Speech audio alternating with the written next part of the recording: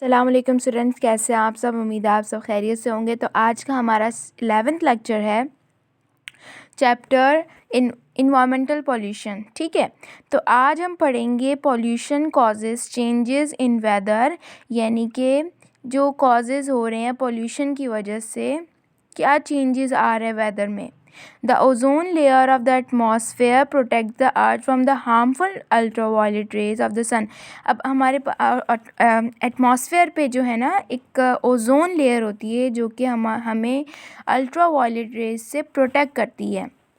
Air pollution due to CFCs is making the ozone layer thinner in some places. अब क्या होता है कि एयर पोल्यूशन से वो जो ओजोन लेयर होती है वो थिनर हो जाती है, यानी कि थिन होती रहती है, जो हमारे लिए जो है हमारे अर्थ के लिए जो है ये हार्मफुल है, सही नहीं है। More of the sun's energy is reaching the earth atmosphere, as a result the world is getting warm. अब क्या होता है कि सन एनर्जी जो है वो अर्थ के एटमॉस्फेयर में आ जाती है, जिसकी वजह से जो वर्ल्ड है वो ज़्यादा से ज़्यादा गर्म होने लगता है। ठीक है, और इसके साथ साथ हमारा सेकंड टॉपिक है हाउ टू कंट्रोल पॉल्यूशन। तो आप पॉल्यूशन को किस तरह कंट्रोल कर सकते हैं। We can control pollution in the following ways। Trees should not be cut down unnecessarily, यानी कि trees जो हैं वो cut down नहीं होना चाहिए उनको। New trees should be planted, नए trees जो हैं वो उगाने चाहिए, लगाने चाहिए।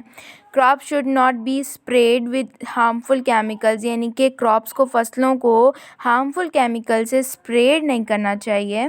Fumes from engines and factories should be filtered, जो फ्यूम्स होते हैं इंजन और फैक्ट्रीज़ के उनको फ़िल्टर्ड करना चाहिए। Waste material should be recycled where possible. अब जो वेस्ट मटेरियल होता है उनको रिसाइकिल करना चाहिए जब भी पॉसिबल हो। Untreated sewage should not be dumped in reverse in the ocean.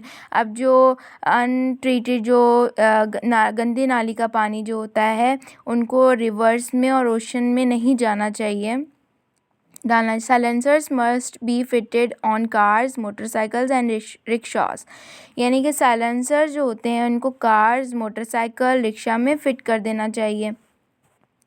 Music should not be played loudly, music जो है वो लाउडली नहीं प्ले होना चाहिए। Loud speaker should not be use unnecessarily, यानी लाउड स्पीकर्स भी जो हैं वो अननेसेसरली के तौर पर जो है वो इस्तेमाल नहीं करना चाहिए। डिसपेयरिंग लाइफ, डिसपेयरिंग लाइफ यानी कि जो दुनिया है ये डिसपेयर हो रही है। किस तरह कि ह्यूमन जो है वो प्लांट्स, एनिमल्स को किल कर रहे हैं। क्यों किल कर रहे हैं? क्योंकि वो ट्रीज़ ले रहे हैं, ट्रीज़ को कट डाउन कर रहे हैं। जब ट्रीज़ ही कट कर देंगे तो प्लांट्स और एनिमल्स जो हैं उनके लिए तो ये वर्ल्ड हार्मफुल हो जाएगा ना, तो वो भी डाई होने लगेंगे, मरने लगेंगे। जैसे कि some animals are killed for food, some wild animals are killed for their fur and some are just killed for fun. जैसे कि कुछ जो एनिमल्स हैं वो खाने के लिए उनको मारा जा रहा है, कुछ एनिमल्स ऐसे हैं जिनको कि खाले उतारने के लिए मारा जा रहा है, कुछ फ़न के लिए, मौज मस्ती के लिए। Some animals are killed by the pollution of air, कुछ एनिमल्स ऐसे होते हैं जो पोल्यूशन, एयर की पोल्यूशन से, वाटर से, गंदगी के पानी यानी गंदे पानी की वजह से, सॉइल की वजह से मर जाते हैं, डिस्ट्रॉय हो जाते हैं। ह्यूमंस ऑल्सो, ह्यूमन भी डिस्ट्रॉय कर देते हैं वो जगहें जहाँ पे एनिमल्स और प्लांट्स जो हैं वो रहते हैं, कि क्या करके, कटिंग डाउन ट्रीज़। ठीक है, animals and plants living in these places loses their homes, जो जहाँ एनिमल्स रहते हैं वो जगह पर वो फिर उनका तबाह बर्बाद हो जाता है। The plants die out and the animals have to find somewhere else to live it is up to every one of us to make sure that the wild plants and animals which we share the earth continue to flourish। We must ensure that our world is clean and a fit environment to live। अब हमें ये सोचना चाहिए कि हम अपने world को किस तरह क्लीन रखें। मैंने आपको अभी पोल्यूशन को कंट्रोल करने के पॉइंट्स बताए हैं। तो ये था बस आज का हमारा टॉपिक, और इंशाल्लाह जो है अब आप लोगों का जो चैप्टर कंप्लीट हो चुका है। अब आप देखें ज़रा पेज नंबर 50 पे देखें, एक्सरसाइज 2।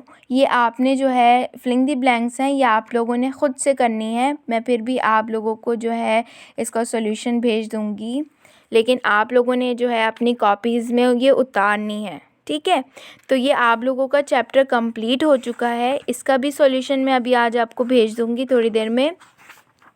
बाकी आपका ये चैप्टर कंप्लीट हो चुका है। फर्स्ट चैप्टर और ये चैप्टर जो है, चैप्टर जो मैंने पहले करवाया और ये जो अभी चैप्टर करवाया, इन दोनों को आप अच्छे से लर्न कर लें और जो भी काम कंप्लीट नहीं हुआ कंप्लीट कर लें, और जिसका काम चेक नहीं है आकर वो चेक करवा ले। ये जो अभी कमिंग ट्यूसडे आ रहा है, ठीक है, ये आपने काम करके मुझे चेक करवाना है ताकि आपका काम भी कंप्लीट हो जाए और चेक भी हो जाए टाइम पर, और साथ साथ आप इनकी लर्निंग भी करते रहें।